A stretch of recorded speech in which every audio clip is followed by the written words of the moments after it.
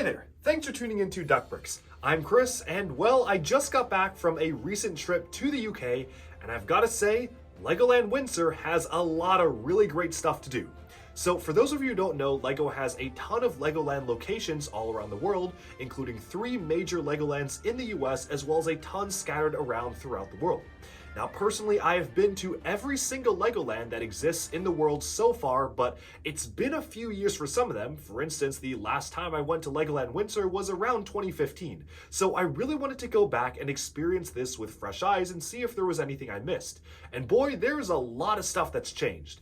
And so today, we are counting down the top 10 best things to do at Legoland Windsor. So if you're planning a trip or are maybe even just a little on the fence, hopefully this video can be helpful for you to see if Legoland Windsor is really worth a trip.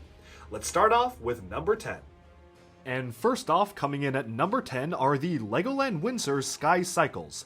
One of the most classic Legoland attractions that's been around since nearly the park's inception is the Sky Cycle track, which allows visitors to pedal around an elevated loop and get a fantastic view of the park.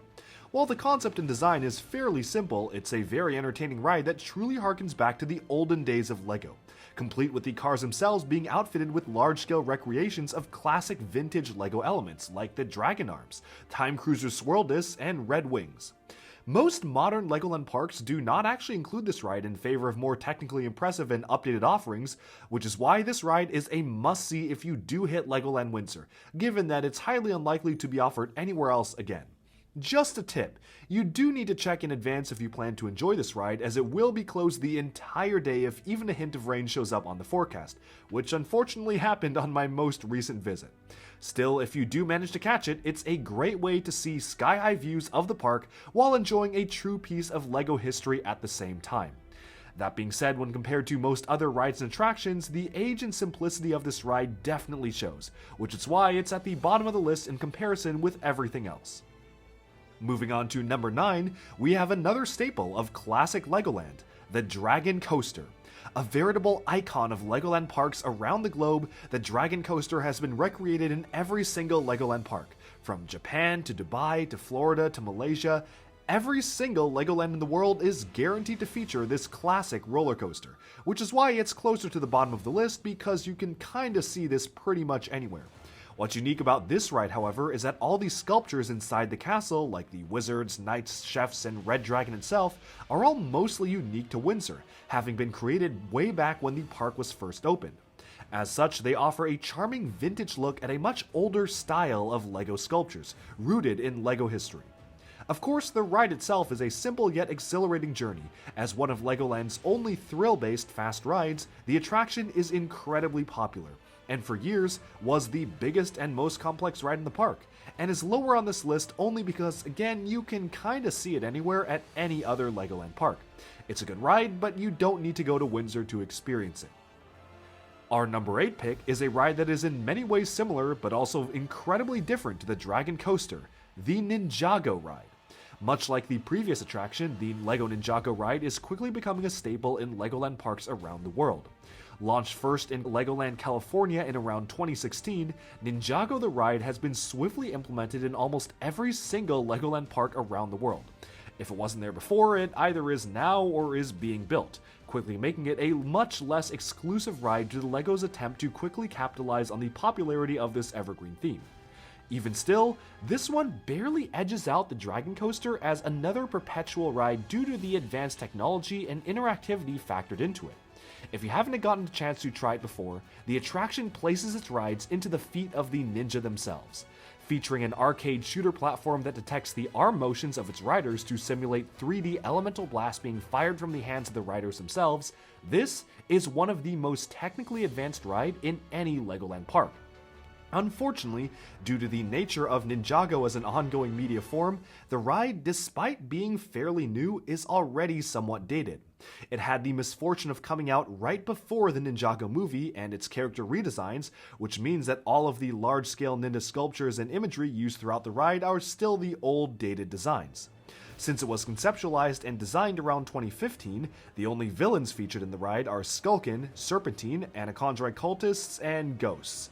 Even worse, Nia isn't even featured as a main ninja character, as the ride was designed right around the season where she became the full-on water ninja.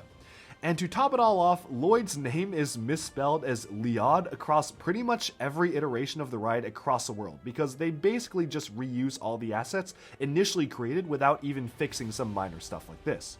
All these small details really make the final experience seem unpolished, dated, and despite it being a fun ride to enjoy, it's somehow already in dire need of an upgrade.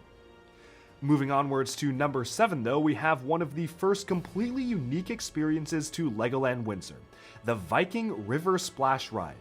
First launched in 2006 to celebrate the short-lived yet iconic LEGO Vikings theme, the River Splash features large-scale Vikings battling creatures from Norse mythology, alongside a large-scale sculpture of the Midgard Serpent, one of the largest foes of the LEGO Vikings original set lineup. While the ride itself is nothing really special and the basic premise of a river rafting ride can be seen in theme parks around the world, the real magic is seeing the only dedicated LEGO Vikings themed ride in the world, and probably the only one that will ever exist. So if you want to relive a classic older LEGO theme in a ride that will probably get a rebrand at some point in the future, definitely check out this unique LEGO ride special to Legoland Windsor. It's really awesome to see large-scale sculpts of the 2006 dragon head molds, wings, claws, and spikes, and is likely the only place they can be seen in the world. And at number 6, we have a classic staple of every Legoland park, Miniland. One of the best attractions at any Legoland, Windsor's Miniland in particular covers some fantastic European landmarks, from Amsterdam, Belgium, France, and of course, London. Since Legoland Windsor is one of the oldest Legoland parks in the world, many of the models are true feats of engineering, given the incredibly limited palette of parts available when they were first built. Unfortunately, this age is kind of a double-edged sword. While it's cool to see a part of LEGO history preserved in fairly decent condition, oftentimes wear and tear has taken its toll on the models. Most interactive components simply no longer work, and dirt and grime cakes every building, vehicle, and figure. Loose parts that broke off years past have not really been maintained, and overall the models themselves are beautifully designed for sure, but the general area is fairly run down, and doesn't really offer anything that new that can't be found in any other European Legoland parks. Thankfully, signs posted around the park promise a major refurbishment, update, and expansion to Miniland to celebrate the anniversary of the park. So hopefully by 2022, this will change and improve, but for now it's kind of stuck at number 6. But moving on for number 5, we have a bit of a strange, unorthodox pick, and that is Mia's Riding Adventure from LEGO Friends. This ride makes it this high on the list for one major reason. It is unironically one of the wildest thrill rides in the entire park and probably across pretty much any Legoland ever. Sure, it may not look like it from the outset, and the LEGO branding barely affects this basic carnival ride, but there's a reason why this is such a ubiquitous ride in amusement parks around the world, and that's because it's simply a ton of fun. Riders are mounted on a massive spinning disc, which rotates while swinging wildly back and forth by nearly 180 degrees. When you're at the peak of the ride, you can be treated to a fantastic view of what goes on behind the scenes at Legoland, with looks at the back of show buildings, internal ride workings, and more, right before you swing back down and speed to the other side. The combination of the rotating rider's mount with the swinging motion truly accelerates the rider faster than even the Dragon Coaster itself feels, which cements this LEGO Friends ride as one of the most thrilling Legoland rides, albeit fairly unoriginal. At number 4, we have another ride unique to Legoland Windsor, the Haunted House Monster Party. From start to finish, everything about this ride's presentation is incredibly immersive and entertaining. Inspired by another short-lived older LEGO theme, this time the Monster Fighters line from 2012, the ride incorporates an entertaining queue and walkthrough focused on the many monster-themed LEGO minifigures from the collectible minifigure series and of course Monster Fighters itself. Even the exterior of the ride is patterned off a scaled-up haunted house, which is really cool to see an official LEGO set and a legendary classic to boot fully scaled up to accommodate humans. But what's really cool is the actual ride itself. After a brief introduction by Lord Vampire, guests are whisked off to the main dining hall, featuring a long table stocked with brick-built, scaled-up LEGO food, alongside one of the coolest ride mechanisms I've ever experienced at a Legoland park. See, the entire room is cylindrical, featuring two separate rotating mechanisms to 1. Move the riders, and 2. Move the walls. The center cylinder, which holds the dining table and anchors the long benches around it, rotates side to side on one axis. On the same axis, but rotating completely differently at different angles, were the floor, walls, and ceiling, which rotate around the riders. In actuality, the riders' benches probably only spin around 25 to 30 degrees, maybe 45 at the most extreme angles. However, the benches move just enough to simulate the riders rotating 360 degrees around the room, accentuated by the moving artwork on the walls, and a special effect as the grand finale of the ride, showcasing glowing Lego monsters illuminated by a black light on the floor of the room, which at that point had rotated fully to the ceiling. This ride is definitely a must-see for any Windsor Park goer, and thankfully the queue isn't typically too long either. For number 3, we have something that isn't even a ride at all. The building that currently houses stations to promote LEGO's Rebuild the World campaign, but is also home to a host of other historically relevant specialized stations unique to Legoland Windsor. Years ago, this particular building housed game stations and ride simulators for a full-on LEGO Racers game experience. If you aren't aware, LEGO Racers was one of the very first LEGO games that ever came out and combined a host of classic themes, from Ice Planet to Adventurers to UFO and Castle. This was one of the games that really got me into those classic themes growing up, and it even got some callbacks for this year in 2021, with the mascot Rocket Racer receiving a brand new minifigure for LEGO City Stunts. Around 2011, this building was actually remodeled and rebranded to a LEGO Star Wars Miniland display. The racer's branding was removed, the massive rocket racer and its car statue sadly eventually made it to eBay just this year, and for years, Star Wars Miniland lived in this space. Until very recently, when all the Star Wars models were removed in favor of the Rebuild the World campaign, as LEGO slowly became no longer allowed to exhibit Star Wars attractions in their theme parks due to the Galaxy's Edge Disney expansion. Thankfully, much of the history of this building is preserved. A massive mural on the second floor showcases the timeline and history of the park in detail, with ancient and classic LEGO artifacts like the wooden duck on display as well. Inside the building is also a massive LEGO Master Builders Workshop, where tourists may get a chance to see model builders at work inside the room. Adorning the far side of the second floor are full-size busts of notable British figures, from royalty to celebrities, a very unique staple of this particular Legoland park. So, somewhat tucked away and easy to miss, this particular historical building is a must-see for anyone interested in the legacy and background behind the park and the LEGO company as a whole. And coming in at number 2, we have something that can be found at literally every Legoland, but is still one of the top reasons to visit: the Big Store, the LEGO sets within, and the exclusive customizations to LEGO products they offer. The aptly named Big Store is a full retailer showcasing basically every LEGO set currently available. Within the store, there are several Legoland exclusive perks, such as the ability to customize a laser engraved brick box or keychain, which is special to large LEGO stores and parks like these. Legoland Windsor also has a full section to print your own minifigure torsos, which is also exclusive to some of the biggest flagship LEGO stores. And lastly, a LEGO Mosaic Maker Station is also a mainstay of this big store, allowing customers to take a photo and get instructions for a buildable mosaic of their own face in an instant. And finally, coming in at our number 1 pick is something truly special to Legoland Windsor.